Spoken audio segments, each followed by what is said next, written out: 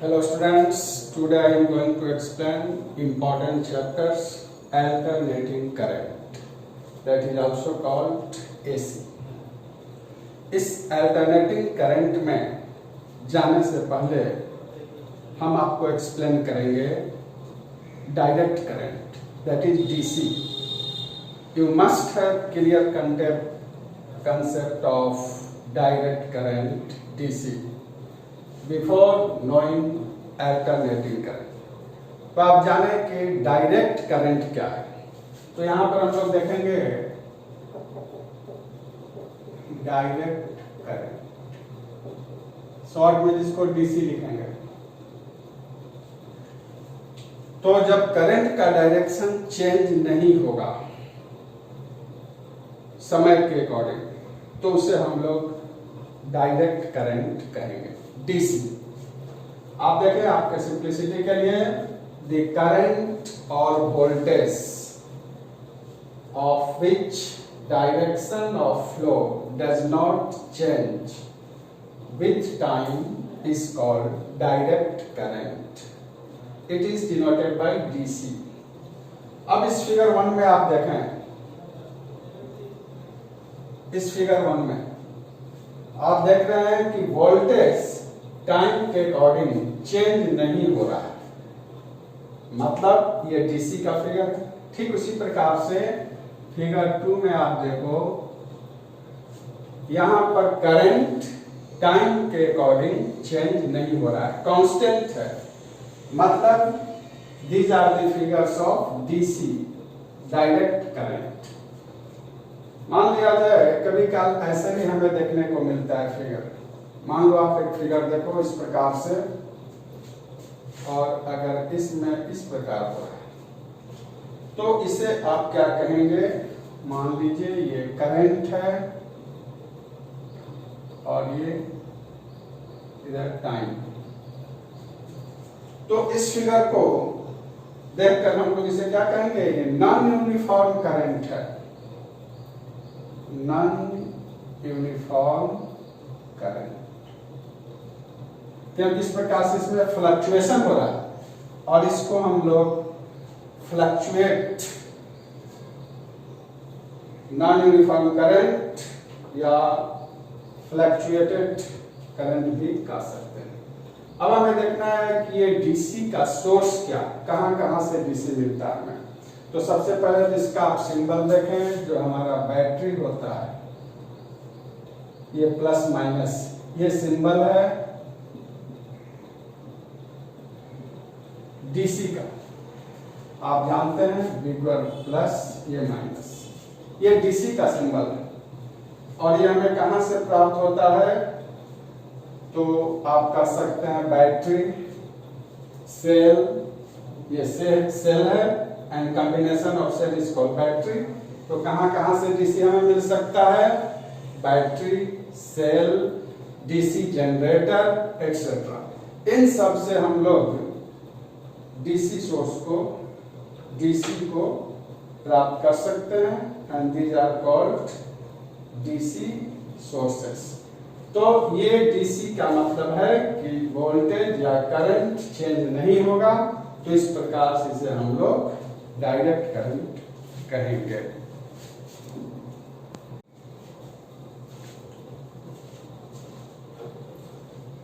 तो नेक्स्ट हम लोग देखेंगे alternating current, that is AC. तो आप देखें डीसी में डायरेक्शन चेंज नहीं होता. एसी क्या है, आपके सुविधा के लिए इसको देख सकते हैं. AC is one which changes in magnitude and direction periodically. Periodically इसमें डायरेक्शन और मैग्नीट्यूड चेंज होगा अल्टरनेटिंग करंट एसी में. अब आप देखें ये एसी किसी भी शेप में हो सकता है, that is a type of wave, triangular, square shape, किसी भी प्रकार का. ट्रायंगुलर का मीनिंग ऐसा है, कुछ आप देखें ऐसा भी हो सकता है, ये ट्रायंगुलर हो गया. स्क्वायर में कैसा हो सकता है, इस प्रकार का.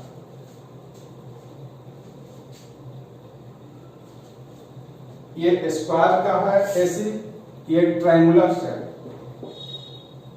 रेक्टेंगुलर स्क्वायर एक्चुअली क्या है, वेव है, तो alternating current a type of wave, triangular square, but we have to follow this type of wave that is called sinusoidal wave.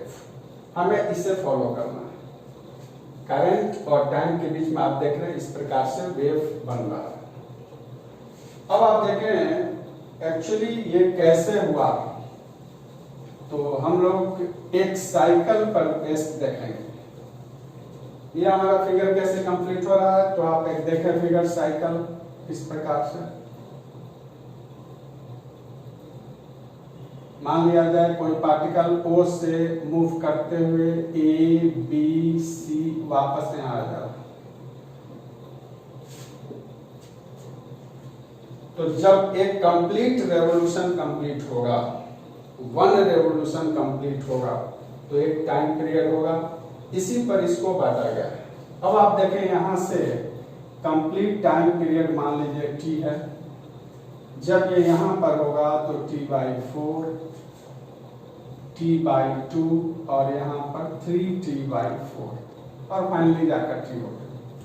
तो जब हम O से A तक जाते हैं, आप देखें यहाँ पर ये पोर्शन यही होगा T/4, और जब A से B तक आए, आप मान लो O से ये हो गया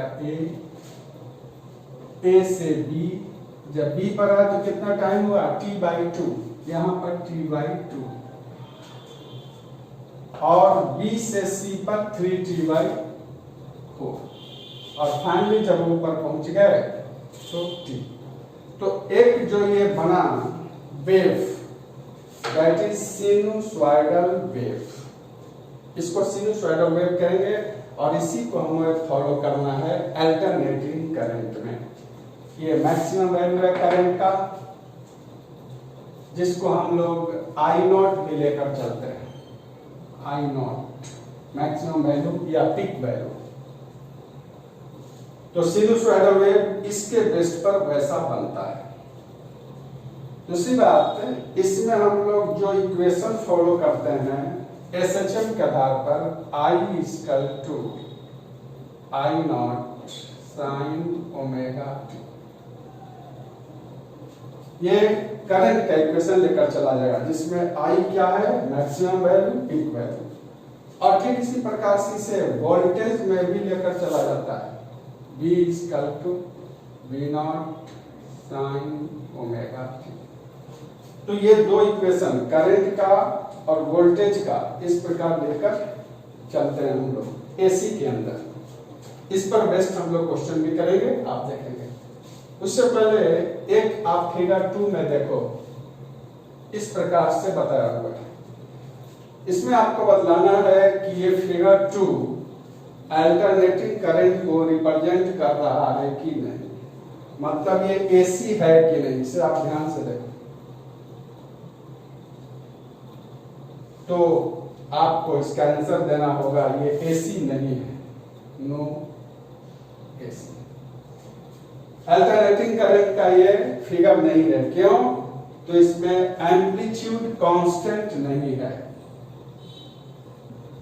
एम्पलीट्यूड नॉट कांस्टेंट, एम्पलीट्यूड इसमें कांस्टेंट नहीं है, इसलिए AC अल्टरनेटिंग करंट का फिगर नहीं है। तो इस प्रकार से आपको ध्यान में देखना होगा, और ये इसको ध्यान से आप देखें।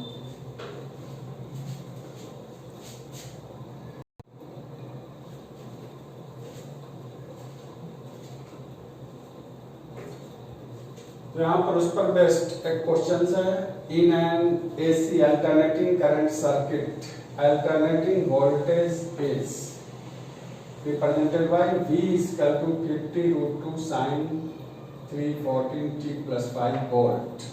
तो इसमें आपको कैलकुलेट करना है RMS वैल्यू और frequency of alternating voltage, frequency और RMS वैल्यू।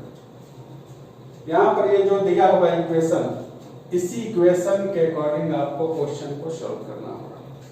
इसको आप किस में सेट करेंगे, V = V0 sin ωt।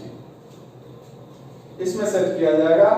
और यहाँ पर आपको +5 फेज डिफरेंस भी दिया है, उसके अकॉर्डिंग हम लोग सेट कर लेते हैं। तो यहाँ पर देखिए V0 कितना दिया हुआ है, V0 = 50√2, V0 इससे कंपेयर करेंगे। और ओमेगा के स्थान पर कितना है 314, ओमेगा = 314। इसके हेल्प से हम लोग निकालेंगे। तो आरएमएस वेलोसिटी में आप लोग जानते हैं आरएमएस वैल्यू में root mean square value alternating voltage का, दैट इज V0/√2। इसको हम लोग आरएमएस वैल्यू करेंगे, V0/√2। ये फॉर्मूला डिराइव करके आता है 50√2 डिवाइडेड बाय √2 = 50। आरएमएस वैल्यू 50 हो गया। क्या है, वोल्टेज है, इसलिए इतना वोल्ट। ये आंसर हो गया। दूसरा आपको निकालना है फ्रीक्वेंसी। तो फ्रीक्वेंसी से रिलेटेड आप फॉर्मूला जानते हो, ओमेगा = 2πf। ऐसा आपने देखा, ओमेगा = 2πf। f फ्रीक्वेंसी है, इसलिए f = ω/2π। ओमेगा ऑलरेडी गिवन 314, 2 पाई का वैल्यू वी कैन टेक 3.14। ऐसा आप ले सकते हैं। इसको आप सोल्व करेंगे तो ये हो गया 50। फ्रीक्वेंसी इसलिए यूनिट हर्ट्ज। तो ये हो गया फ्रीक्वेंसी इतना। तो इस तरह के क्वेश्चंस को बनाने के लिए वोल्टेज दिया था तो इसे हम लोग यूज किए। यदि करंट के फॉर्म में होता तो उसे हम लोग I = I0 sin ωt से यूज करते हैं। तो जिस प्रकार से दिया होगा इसके अकॉर्डिंग हम लोग इस तरह के क्वेश्चन को बनाते हैं।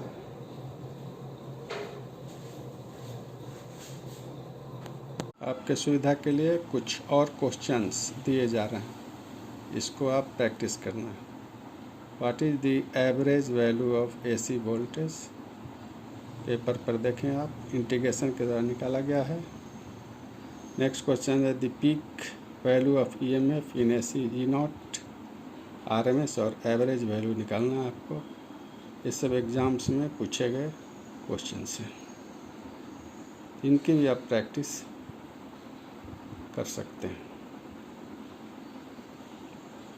इसके बाद नेक्स्ट वीडियो में आपको इससे आगे का कंटेंट्स दिया जाएगा।